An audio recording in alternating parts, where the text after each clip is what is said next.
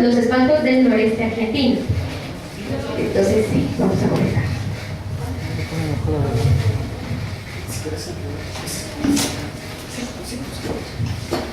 Bueno, buenas tardes, ya soy la última. Escuchamos hace un rato hablar del noroeste argentino y ahora vamos a hablar del noreste argentino. Un poquito. Voy a leer para no comerme el tiempo, voy a estar leyendo, voy a estar comentando un poco. ¿Listos?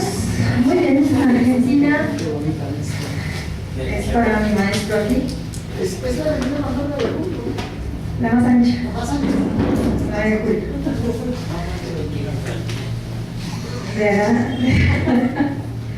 Uno no puede cruzar la avenida sin que cambie el semáforo. Bien, vamos a hablar un poquito entonces. La Argentina pareciera que fueran muchos países en uno.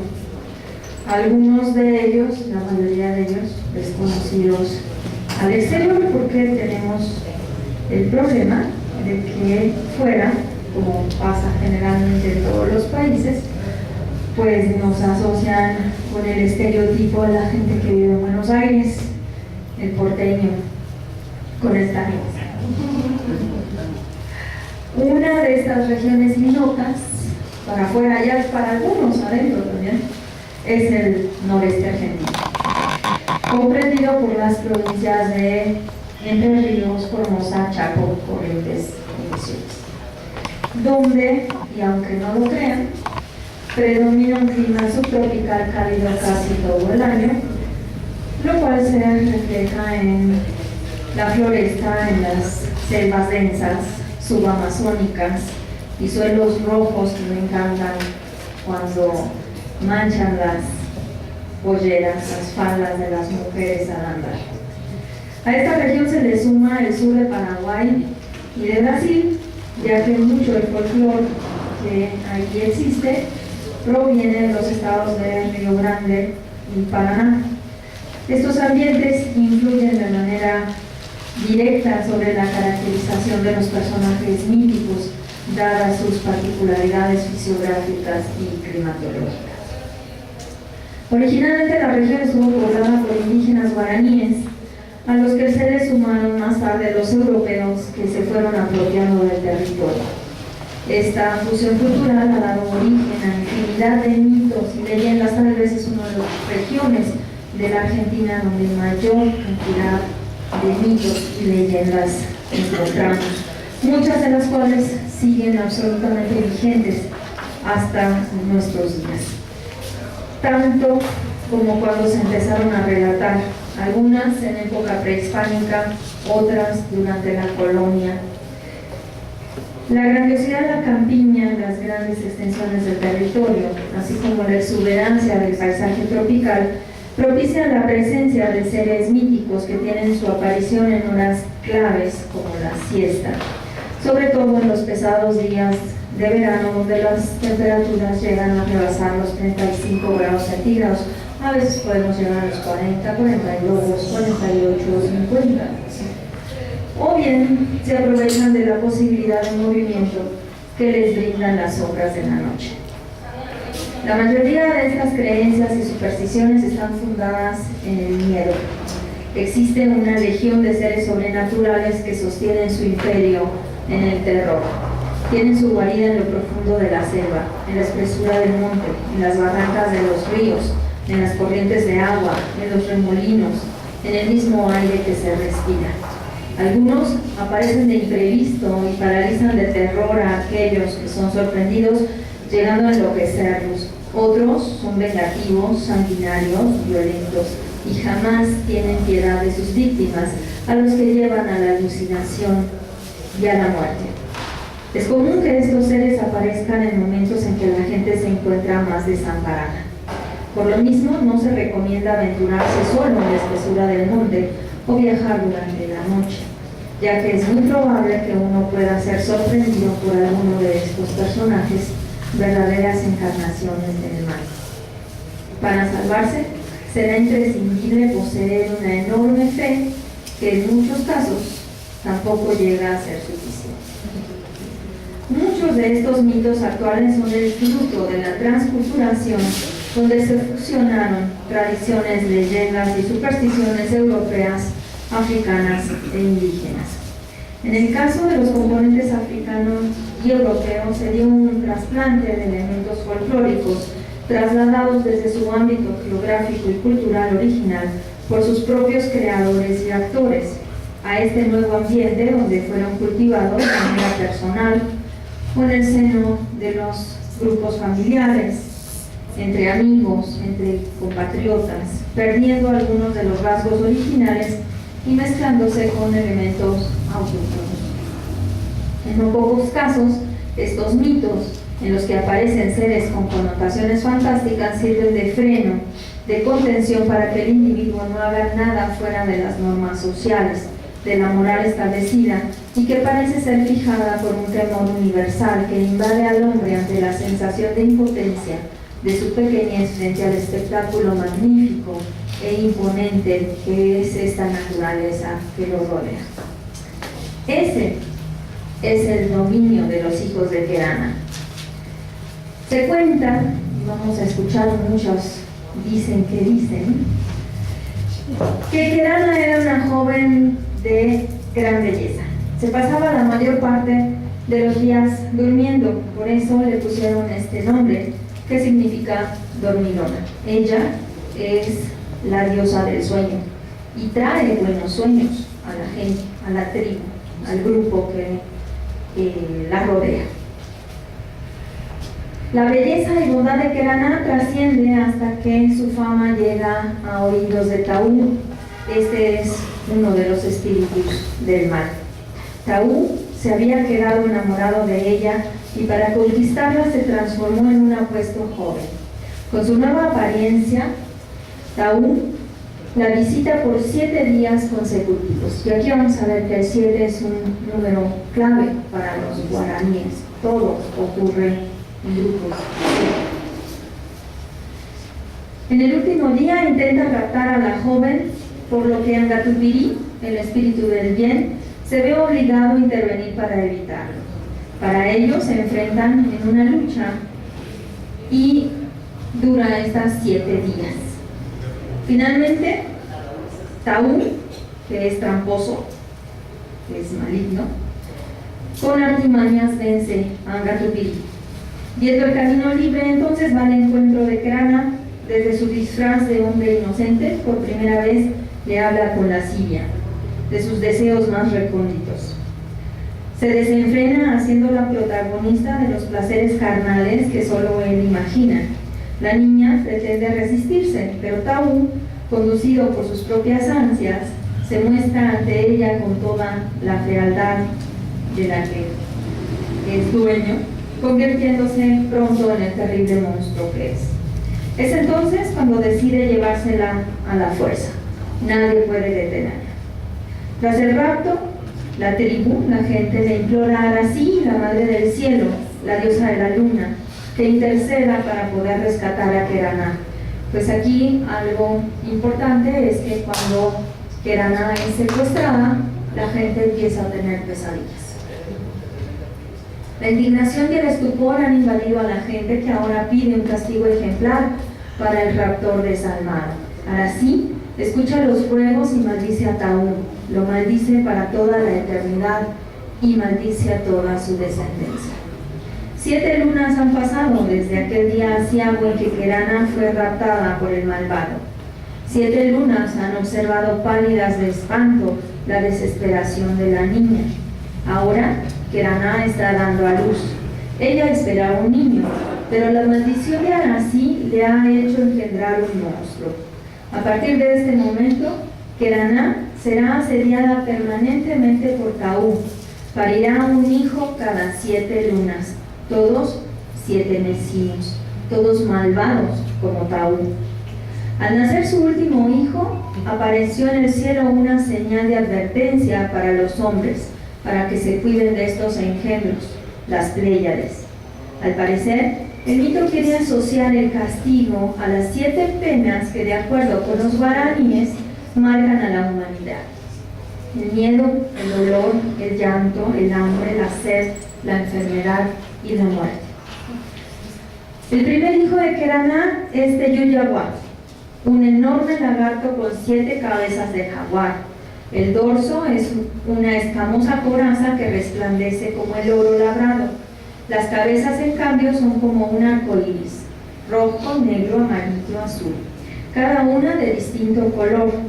Las caras enseñan sus dientes simultáneamente cuando miran para todos lados. Dicen que sus ojos carecen de pupila y en lugar de ella se nota un fuego en movimiento continuo, un fuego que no se extingue.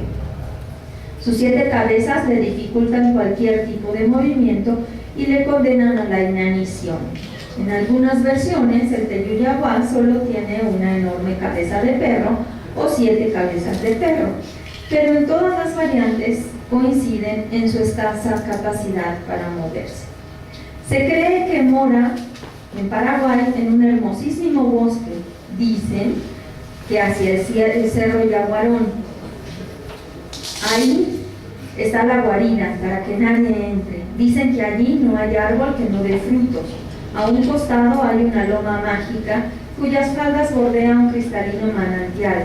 Dicen que en ese sitio el Teyuyahua se alimenta. Cuentan que esa miel brota solamente cuando el lagarto jaguar tiene hambre.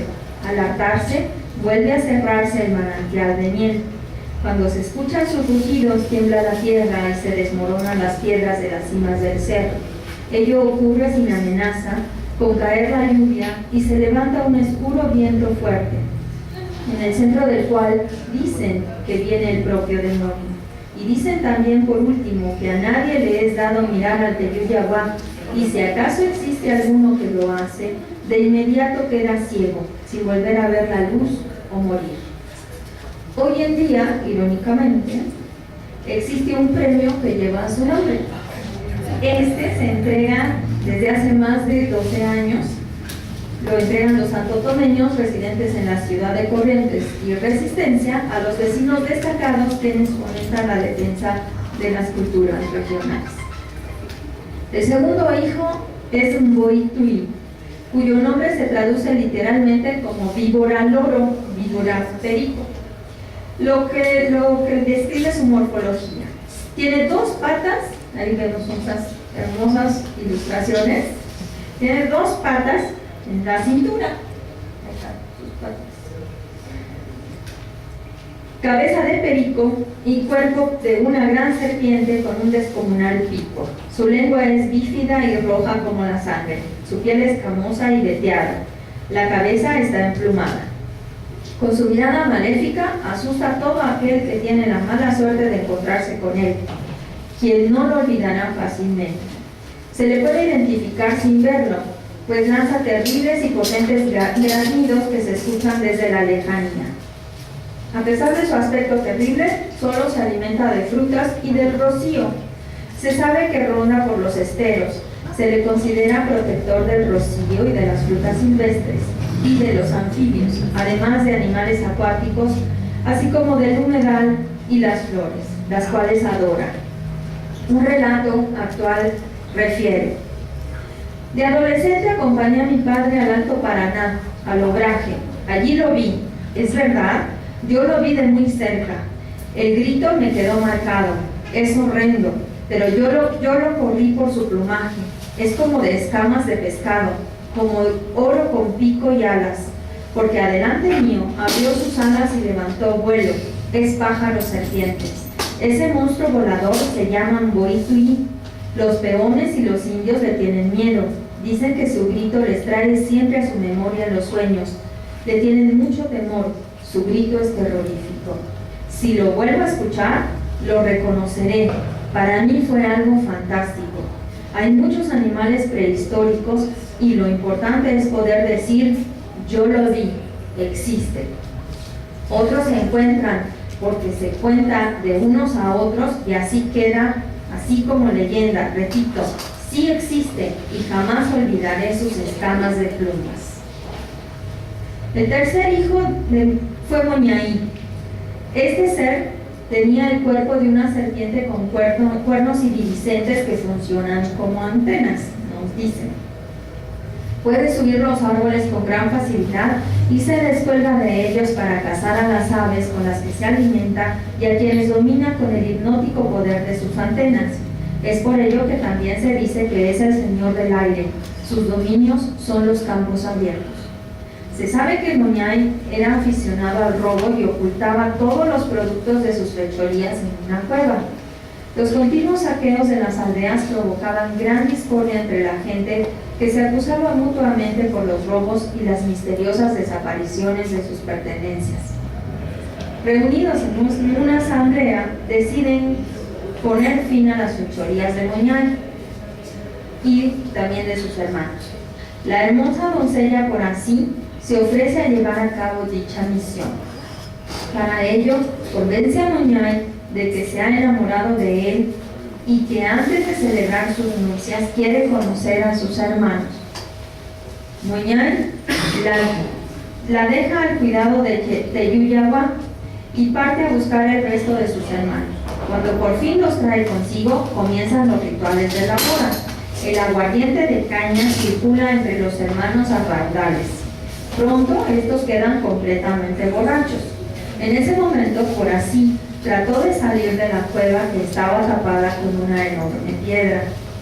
Moñay advierte el movimiento y, saliendo de la penumbra, envuelve con su cuerpo de serpiente el cuerpo de la doncella, tirándola nuevamente al fondo de la caverna. Por así, alcanza a dar la voz de alarma a su gente que la estaba esperando fuera y, sabiéndose perdida, les ordena que quemen la cueva, aún con ella adentro. Luego encendieron el fuego y los horribles monstruos empezaron a quemar y todos los que quedaron adentro murieron, incluyendo a por así. Moñay protege el robo y lo fomenta. Ladrones y sinvergüenzas aún hoy lo invocan en sus fechorías. Cabe aclarar que por así es convertida en Venus. La presencia de Moñay es tan actual que la encontramos representada en la escultura tradicional guaraní, en los juegos de cartas, al igual que en la imagen de por así, e inclusive por estos días en algunos bares de Asunción podemos encontrarnos con una cerveza artesanal que lleva su aterrador nombre. Es muy oscura, fuerte, y pues está buena. El siguiente hijo es Yacilla Teré. Es el genio de las siestas, al que lo describen como un niño hermoso, pequeño, desnudo, rubio, de cabellos dorados y ondulados, con grandes ojos azules. Evidente relación con el mundo europeo. De hecho, el Yacilla Teré, que es prácticamente europeo, es la encarnación del mal, por algo será. Siempre lleva un bastoncito de oro que es en realidad una vara mágica, fuente de su poder de atracción, de la que nunca se separa, jamás la abandona, y un silbato que imita el canto del pájaro de color oscuro de pecho blanco que recibe su nombre. Este también vive en el bosque, en la hojarasca, y duerme en lo alto de los árboles. Se cree que Yacilla Teré vive en los huecos de troncos de grandes árboles y anda suelto durante la siesta, especialmente en la época de la cosecha de maíz, que es uno de sus alimentos favoritos. Es cuando más hay que cuidarse de él, porque se sabe que es el momento que aprovecha para atraer a los niños varones. A las niñas, por lo general, las deja, se aburre con ellas, por supuesto. Y para ello, se vale de su silbato o los toca con su bastón. Se dice también que es ventríloco y de ello se vale para encantarlos. Los rapta y los lleva al bosque, donde los retiene durante algún tiempo. Los alimenta con miel silvestre y frutas. Inventa juegos exóticos, divertidos, atractivos. Con su amigo ocasional monta tapires, jaguares y venados y se columpia en las ramas de Ísico, vecinas al río. Al fin, cuando se aburre, los suelta o los deja enredados en el Ísico. Pero para este momento, los niños ya se han vuelto idiotas, mudos o sordomudos. Se recuperan después de cierto tiempo. Se dice también que cuando Yacilla Teré, como muestra de afecto, besa al chico en la boca o lo lame, le lame toda la cara. Con eso, exactamente, con eso les quita el bautizo. Y es cuando este se vuelve tonto y mudo. Es terrible que suceda así. Y entonces el Yací pierde interés y lo abandona. Además, y aparte, su apetito sexual es célebre. Secuestra muchachas hermosas para satisfacerlo y de esas uniones nacen niños de hábitos reprobables semejantes a los del padre. Para ganar la amistad del Yacilla Teré, se acostumbra a dejar tabaco en los alrededores de la casa o en las sendas de entradas al bosque. Las madres suelen amedrentar a los niños con el Yacilla Teré para que no escapen de casa durante las siestas y que anden por el monte haciendo sus diabluras, bañarse en las aguas sucias, subirse a los árboles, jugar con la onda o municiones, o en fin, como dicen en Misiones, para no andar cabezudeando durante la siesta. Su nombre se traduciría como fragmento de luna en guaraní. De ahí que inicialmente este personaje tuviera el cabello de color blanco o plateado y fuera nocturno. Sin embargo, actualmente se considera más bien diurno. La creencia en el mito del Yacilla Teré es tan actual que el 26 de agosto de 2005 se reportó en el departamento de Guairá, a unos 200 kilómetros de Asunción, en Paraguay, la desaparición de la niña Rosita Salvatierra, cuyos padres informaron que fue capturada por el Yacilla Teré, hecho que reconocieron, y cito, porque supuestamente en los días previos al 26 de agosto el duende realizaba misteriosos movimientos en el hogar de la familia e incluso llamaba la atención de Rosita con fuertes silbidos. El quinto hijo de Querana es Curupi. Su figura se parece en mucho a la de Taú. En sus rasgos agudos, su piel oscura, su cabello de alambre y la boca grande. Curupi es un nombre compuesto por dos palabras guaraníes: curú, grano, y pi, que es el apócope de piré, piel, literalmente piel con granos. Cuando comenzó la conquista, Curupí constituía ya un motivo de temor entre los indígenas. El mito estaba instalado entre ellos desde hacía bastante tiempo atrás. Es tan difícil ver al Curupí que más bien se diría imposible, pero todos saben cómo es y saben cuándo se acerca. Su fama es muy antigua. Se lo imagina como un ser fortachón que anda por el monte casi siempre a la hora de la siesta. Otra versión dice que camina en 4 pies. Ayala Gauna lo describe como un enano cobrizo, robusto, capaz de estrangular con sus poderosas manos, pero con un cuerpo torpe, de una sola pieza, es decir, carente de coyunturas. En algunas versiones, y aquí hay discrepancias, porque se dice que tiene los pies volteados, pero también el duende tiene los pies hacia atrás. Entonces tenemos una discrepancia en los mitos, depende de qué región estemos hablando. Con lo cual, si es así, es complicado seguirlo. El Curupí tiene una característica particular que ustedes pueden observar en esta foto que se le tomó.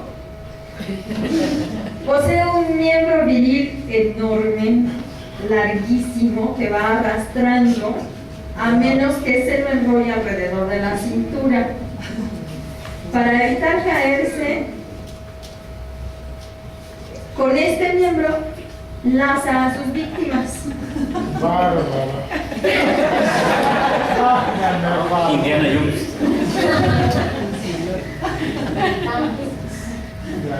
Decía yo, laza a sus víctimas, preferentemente mujeres a las que sorprende y persigue cuando van por la selva en busca de leña o de agua. La persona enlazada podría llegar a salvarse cortándole el miembro con un cuchillo.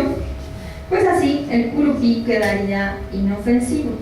Sin embargo, se dice que sus víctimas se vuelven locas tan solo con verlo, por lo que este acto de salvación queda fuera de toda posibilidad.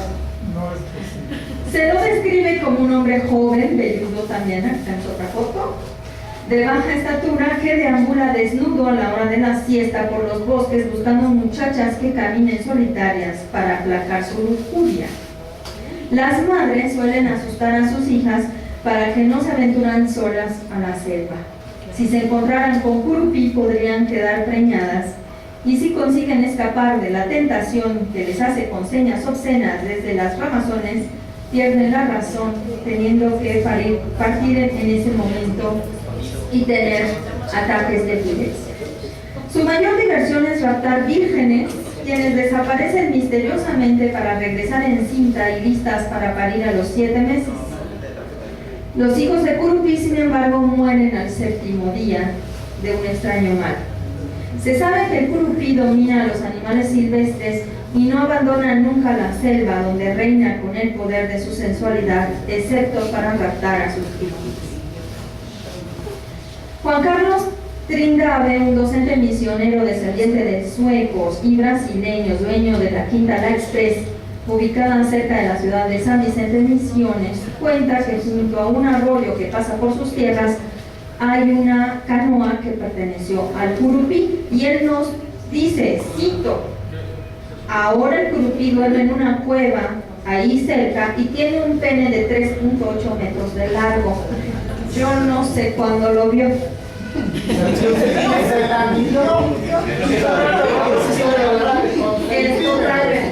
Otra informante, y esta fue maravillosa, me relató, me dice: venía yo por la calle un día a la hora de la siesta, no había nadie, todo el mundo estaba en sus casas, y entonces siento que me hacen así en el hombro, y me di vuelta y vi que era eso del curupí. Y yo le dije: ¿qué hizo? Nada, salí corriendo y me metí a mi casa. Pero ¿dónde lo vio? ¿Cómo lo vio? Es que venía como a 2 cuadras y entonces no me pudo alcanzar. Es un poquito más largo. Hay variantes al respecto. Farina Núñez sospecha que con este mito los guaraníes quisieron alejar a las mujeres de los peligros de la selva, especialmente del rapto, y en algunos casos se le atribuyen los embarazos sin explicación. Yo particularmente en mi trabajo en Misiones pienso que el mito en realidad está ocultando algo mucho más complicado. Misiones es una de las provincias más pobres, junto con el Chaco en Argentina, donde se viven en situaciones de extrema pobreza, de hacinamiento, y en este caso, pues uno cuando pregunta a las jóvenes quién es el padre de la criatura, la respuesta siempre fue el curupí, cuando en realidad se está ocultando una vergüenza que en muchos casos es familiar. El 6º hijo de Kerana es el Ao-Ao. Se trata de una especie de animal cuadrúpedo con gran parecido a una oveja, pero con cabeza de jabalí, con la diferencia de que es más grande y además es feroz. Es así como el granulillo. Está armado de poderosas garras con filosas uñas que destrozan a su víctima de un zarpazo. El Ao-Ao se alimenta de carne humana y de oveja. Es absolutamente europea la presencia de este ser. Por lo tanto, es perseguido por los capataces de las estancias. Este vive hostigando a las personas que se aventuran en los cerros cuando sale en manadas, generalmente porque el Ao-Ao tiene la maravillosa posibilidad de que se va desdoblando y entonces tenemos manadas de estos seres. Por su capacidad de reproducirse solo, se lo considera una deidad de la fecundidad. Además es reverenciado como el dominador de los cerros y las montañas. Prácticamente la imagen de este ser no existe en la cultura popular, aunque para los paraguayos y los argentinos sí se conoce el mito. Por último nos queda el Luisón o el Lobizón. Es el último de los hijos de esta pareja. Es feo, de cabellos largos y sucios, con una palidez mortal, de olor fétido que causaba repugnancia y terror. Se lo describe como un enorme perro negro que come cadáveres en los cementerios. También se cree que se alimenta de los niños no bautizados, por lo cual solucionamos un problema serio, excrementos y desperdicios. En realidad es una especie de hombre lobo, una cosa más o menos amorfa. Habita en los campos santos y cementerios, dijimos, se alimenta de los cadáveres, y es capaz de hacer perder al hombre su condición humana, transformándolo también en una bestia similar. Es inmune a las armas de fuego y solo se lo puede herir con una arma blanca. En presencia de su propia sangre recobra forma humana y se convierte en un enemigo mortal de aquel que haya descubierto sus secretos. Para romper el hechizo, el niño de 7 meses debe ser bautizado en 7 iglesias diferentes y también puede salvarse si se le pone el nombre de Benito, mientras que el mayor de sus 7 hermanos sea su padrino.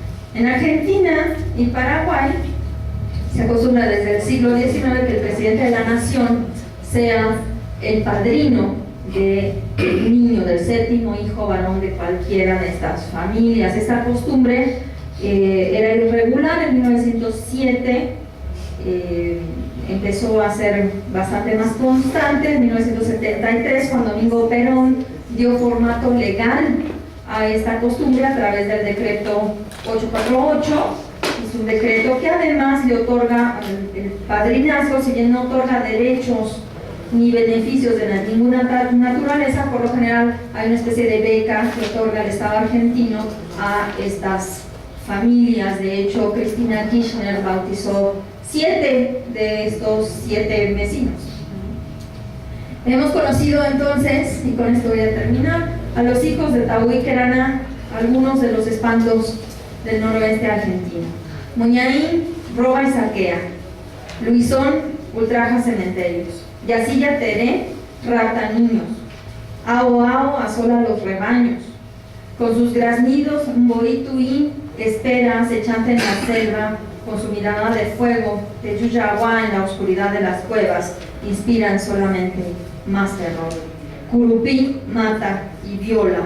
Todos enloquecen a sus víctimas.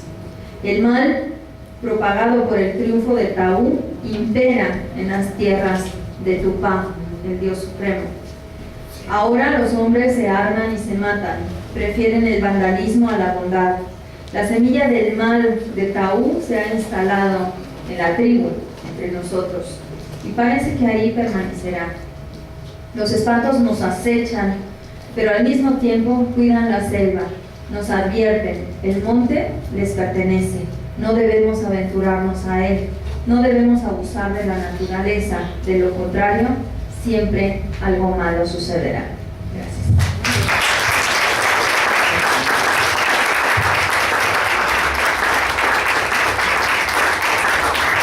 Gracias.